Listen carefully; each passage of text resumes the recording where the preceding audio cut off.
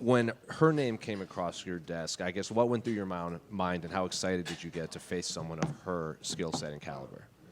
I was super excited. Like you said, she's got crazy accolades, and I want to become the best in the world. I'm like chasing that title, and I understand that I have to beat somebody like her in order to get there. I'm looking forward to testing myself. I believe in my skills and abilities, and yeah, can't wait for Saturday night. Before she got here, she was saying, she didn't know why the UFC booked you and her, not because she overlooked you, but she thought maybe they would want to go a different direction, maybe even strawweight. You've had a lot of success against other Brazilians as of late, and they said, well, maybe that's what they're trying to build. Like, she just keeps knocking off Brazilians. Maybe I can stop that. So I guess, do you like that narrative of, like, you're the one that's knocking off all these Brazilian women, and she's the one that wants to put an end to it? I didn't even, realize that. I didn't know that. They just send me a name, and I said, let's go, let's grab. I don't know, it's funny, I guess, that they're all Brazilians, but... yeah, I guess. I know what you're saying. Yeah. And do you feel the UFC is getting behind you now because you have this win streak? You're fighting in Montreal. You're getting a former champion. So do you feel the power and the push of the UFC is finally behind you? Yeah, I do. I actually do feel like the buzz around me. I can see it on my social media, and I do feel that I'm a little bit trying to stay off a little bit, so I'm not drinking my own Kool-Aid. I want to come into the fight with the right mind frame and the right mindset, and leave it out there. So it is really cool to have all this hype, and I'm definitely blessed. I appreciate it, and I want to show well and try not to swear and things like that. But yeah, I have fun with the media. I actually really enjoy it. So it is challenging, but I do love it. And I've seen a video or an interview where you said you've seen holes in her game before that you can kind of take advantage of. Is that a matter of you waiting for her to make a mistake, or is that something you can do to force her to make this mistake? Could be A, could be B. I don't know. We'll see when we get in there. I'm not gonna try to force anything unless I think I can really force it. But at the same time, I'm not gonna be desperate. I'm gonna wait for the right opportunity to kind of strike. And obviously, there's the big women's flyweight fight as the co-main event. I guess, what are your thoughts on that fight? That's an exciting fight. I think it's going to be a good fight. I obviously really looking forward to seeing the results of that. We got a bunch of girls on the card. Even in a couple weeks, there's some more girls from the division fighting, and it's really cool. The division's being shaken up. The rankings are all going to change, and there's girls that are in the rankings that have fought once, twice a year, haven't even fought girls that are in the top 15.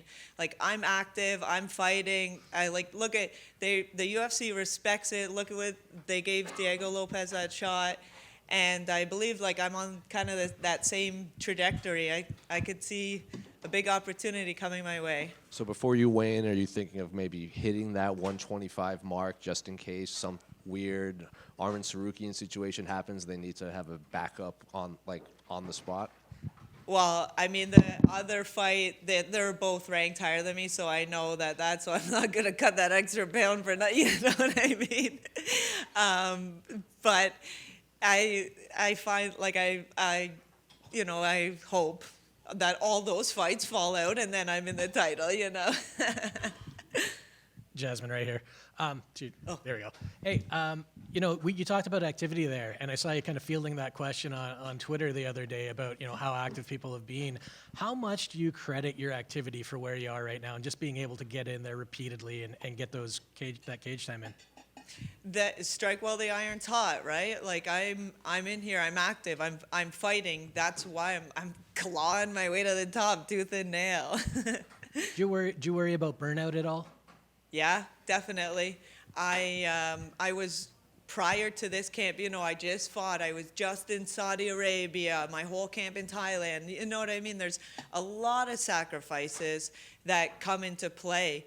But I said it from the start, I'm not here for a long time, I'm here for a good time. And I believe that you kind of reap what you sow. And the amount of sacrifice and work that I'm doing now will show well for me. And the last one for me, we've talked about it before, but you know, this is an opportunity again for you to represent Canada. You're one of the faces of Canadian MMA now, and now at a time where Canada's at this really weird spot with everything going on in the world. So how much does this particular fight and this weekend mean to you?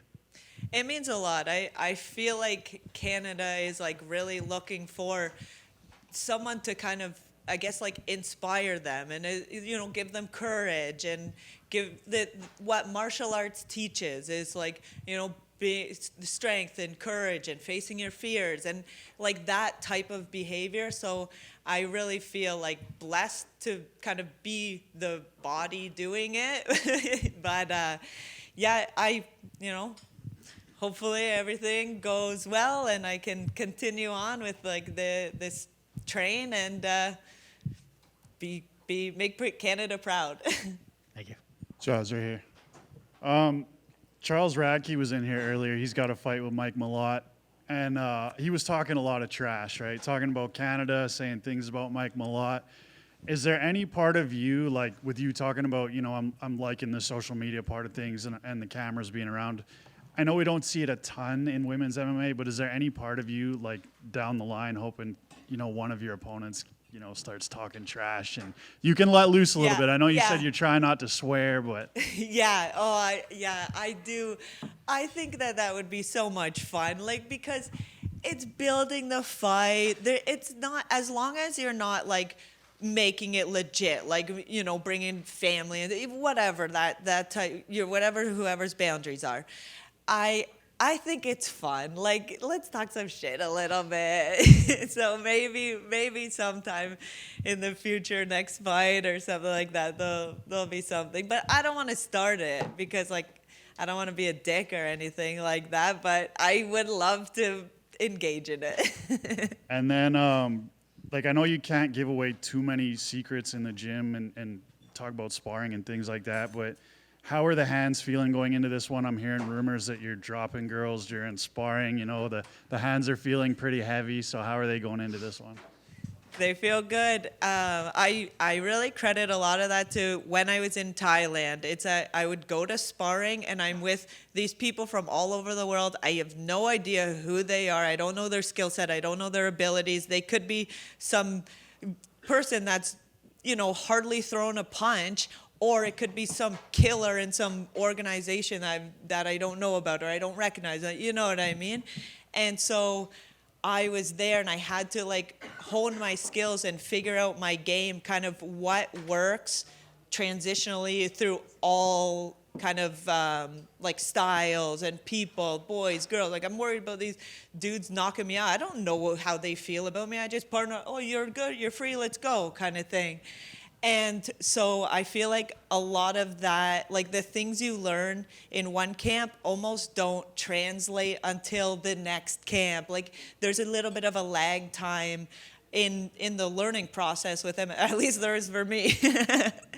And I really feel like I've like honed in on striking and you know, my grappling's solid, and I just trying to be the best martial artist that I can possibly be. So realistically, a girl like Jessica Andrade, who's known as, you know, having pretty heavy hands herself, can we expect you guys to kind of meet in the middle at one point? I mean, I wouldn't be surprised.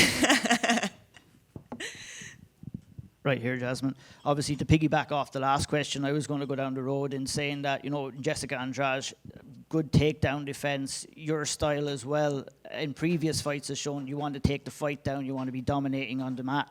The move over to Thailand to spend some time over there, maybe ahead of this fight, was that kind of to complement the fact that, you know, you have to be comfortable with the fact that you're going to be in certain level of exchanges with Jessica on Saturday night?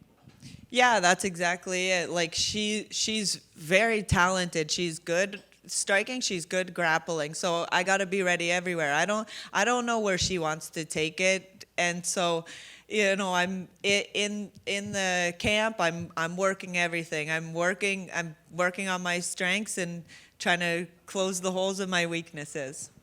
I got to ask you this because I'm from Ireland. I seen that you're over there for St. Patrick's Day and you visited the Guinness storehouse. In the storehouse, it's probably one of the nicest pints of Guinness that you can get in the world. You looked absolutely horrified when you took a sip of the pint of Guinness. So what's up with that? Well, so I was sponsored by Forge. But I gotta be honest, I'm not really a beer drinker. Like I'm Lithuanian, and so I like vodka. It's not, Oh yeah. Sorry to all the beer drinkers. Don't listen to me. They might deny you access now after that reaction. And if you're looking to go over to Ireland again. But thank you. Best of luck. Thank you.